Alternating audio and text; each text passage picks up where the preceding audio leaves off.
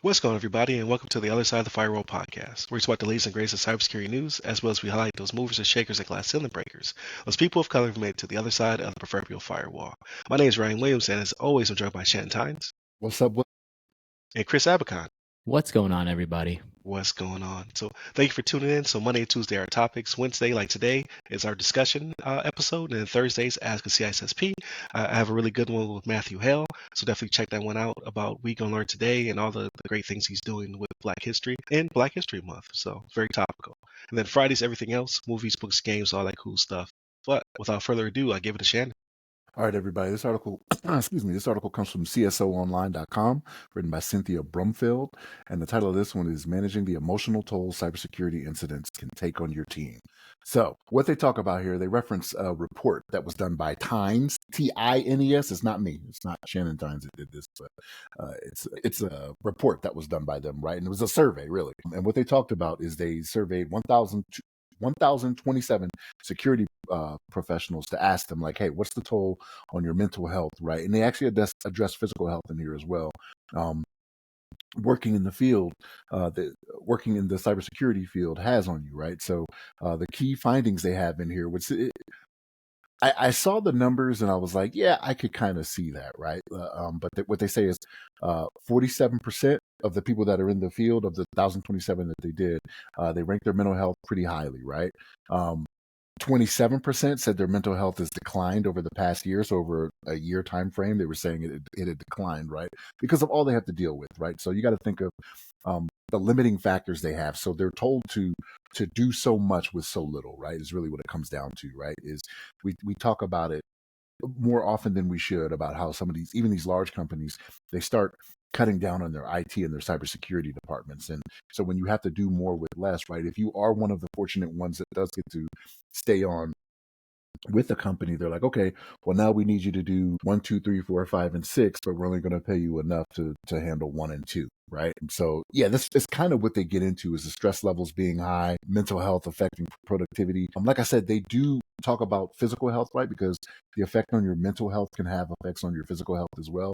And surprisingly, they said their physical health was not bad off, right? Even though their mental health was bad. But again, this is them putting a poll out to people and having them do the answer, right? And they were pretty fair on the 1,027 people that they went and they had complete the poll, because they break it down by, age groups, gender. The gender, it was 53% male, 47% female, so it wasn't like it was overwhelmingly one side, right?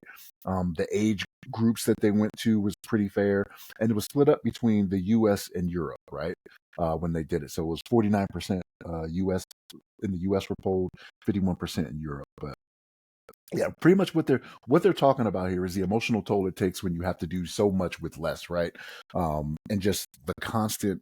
We talk about different ransomware and things like that every week. So imagine the people that are working at these companies that are fending off these threats that we just don't get to report. You know what I mean? So those are out there as well. It's not just what you're hearing from us; it's also what you're not hearing from us that helps you sleep well at night. That the other people that are taking care of it aren't sleeping as well as at night, apparently, according to this survey. But Chris, what's your thoughts on this?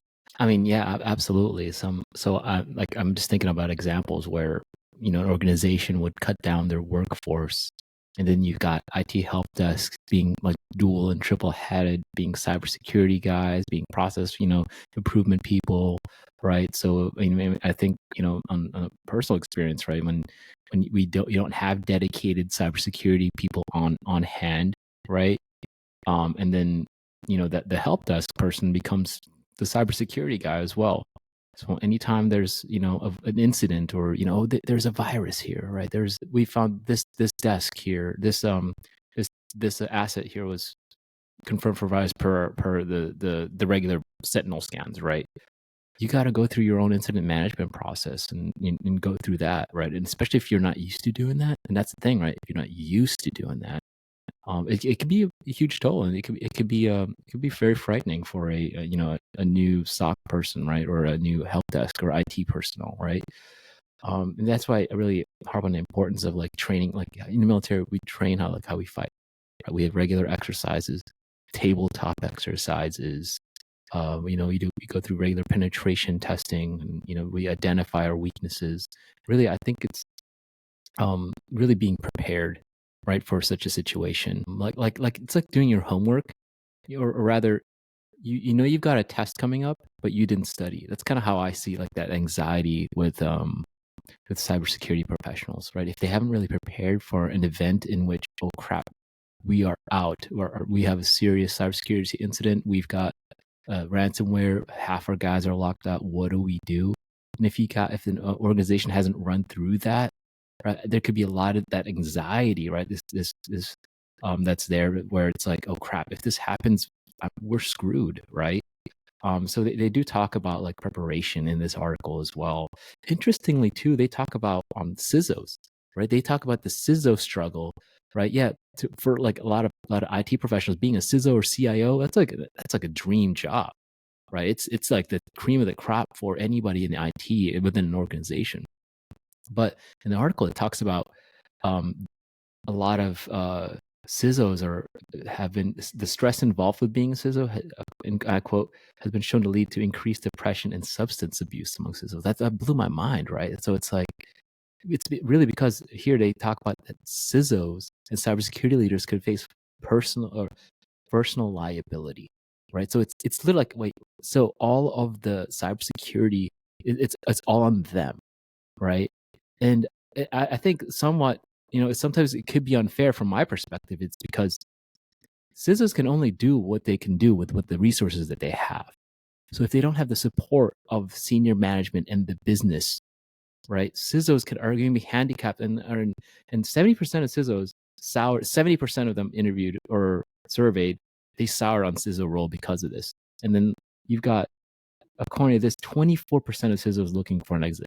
It's like that blew my mind on this article, right? So to me, it's like, the C-suite, you're all in it together, right? The CISO isn't the sacrificial lamb, right? Yes, they are.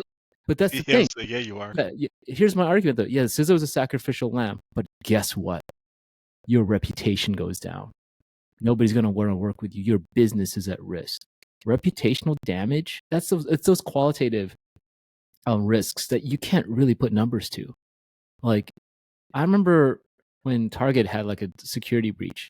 Subconsciously, I was like, I'm not going to Target, even though I love Target. I'm like, it's crazy, right? Like, if It's true. It's true. it's that, what goes into what people see and perceive from like a marketing safety perspective. It's like, I don't. It's a business. It's a business decision, right? If you're gonna leave your CISO out there hanging dry, you as a business could suffer as a whole, right? So it's like, hey, if CISO's asking for some help, you probably should listen, right? CIO is asking for some help, you probably should listen, because the consequences of a cyber attack are massive, right? Especially if you've got a solid reputation.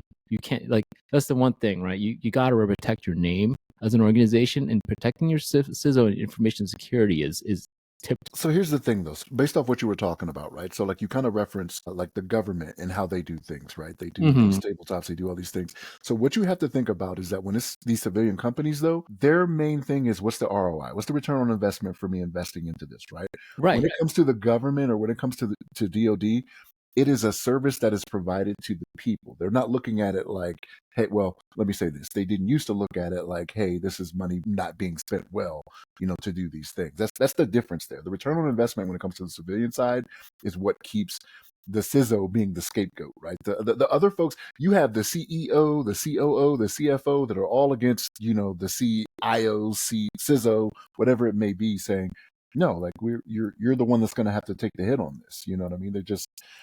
They're not all in it as a team. Yes, they should be. I agree. They should be all in it as a team because you all take the hit. But Right. they're more than willing to sacrifice that CISO and be like, hey, we have taken care of that. We've cut that cancer from the team. We're going to go forward and look better. That's what they're going to be saying at the press conference. That's a true statement, but at the same time, it's like, okay, cool. This CISO leaves, they get another CISO, happens again. So what does it do to the business? Where's the return on investment, right, on that? when your revenue's down because of lack of interest on your product because of this event, right? So to me, it's I think, do a cost benefit analysis, right? Do a risk assessment on work on stuff like risk registers and stuff like that can help you articulate the risk to your organization, right? So it's, to me, it's I like to think in a perfect world, at least from, you put your consulting hat on and like, hey, this is how it should work.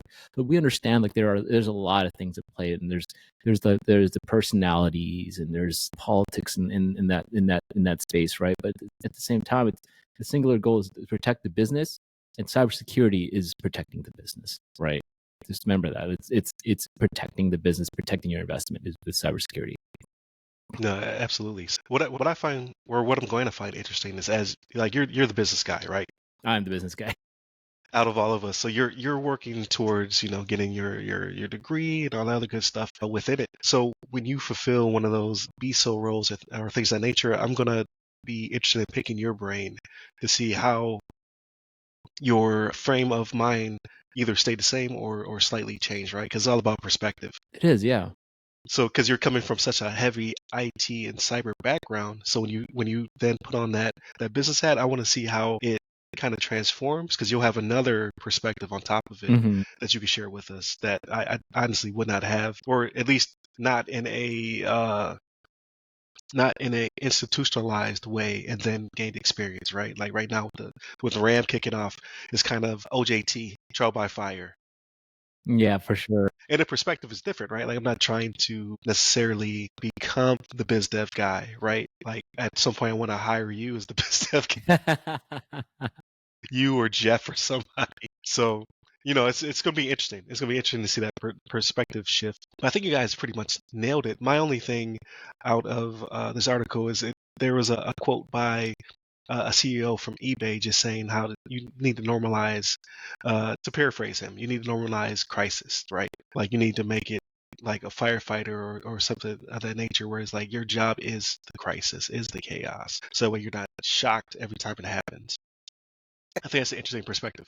And that's interesting coming from the CEO. That's not somebody that is in the IT field or Mm-hmm. cybersecurity, right? Like for it to come from the chief executive officer, right? Like the one that's the top, right? That's the tip top, right? That's a good thing to hear, but I can guarantee you they are in the minority when it comes to that, right? Oh yeah, The other ones absolutely. are thinking, okay, how are sales driving this to be more money, Right, to right, make us look better? Yeah. right. And then the last piece, and then I'll get us out of here, is so I won't talk specifically about the company, but Shannon, you and I had an episode a couple years back where we talked about how a CISO was the scapegoat for a very large company, and how she basically had to pack it up and leave. So I don't like everybody likes likes. Like I like when my posts are engaged. I like when people like them and share and things of that nature, right? It gives me warm and fuzzy. Like pretty much everybody on social media. Uh, but in one of my top 3 likes, she liked the article. We're not connected. We're no way will we have run the same social circles or whatever. But at some point, she saw the article. She went to read it, and then she must have agreed with some of our points about her case because she liked it. And remember, I sent it to you. I took a screenshot of it. And I was like, "Yo, the CISO we were talking about." Like, so that's one of my like. There's a lot of really cool posts and shares that people have done for the podcast in the past, but that one is definitely up there in the top 3. It's like we must have really spoken well about her situation, where she stopped by to say, yeah, you guys hit some of these points around the head. So this is crazy. Like I wanted to be a CISO when I exited the military. That was the ultimate goal. Now I'm like, it's up there. It's still highly regarded, but I would like to see how some of these regulations and things like that nature give them a little bit more teeth, so that way they have a little bit more to combat the nonsense that's coming from the business side of the house. So it's a goal, but it's not necessarily an imminent thing I want to grab right now because of the situation. So definitely continue to tune in throughout the week. You can hit us up by all the websites that go by our name: The Other Side of the Firewall, The Other Side of the FW, or Ask a CISSP. Give me a personally, I'm at RY Security Guy. That's RY Security Guy. You can find me pretty much everywhere, but I'm most active on LinkedIn. And where can they find you, Chris?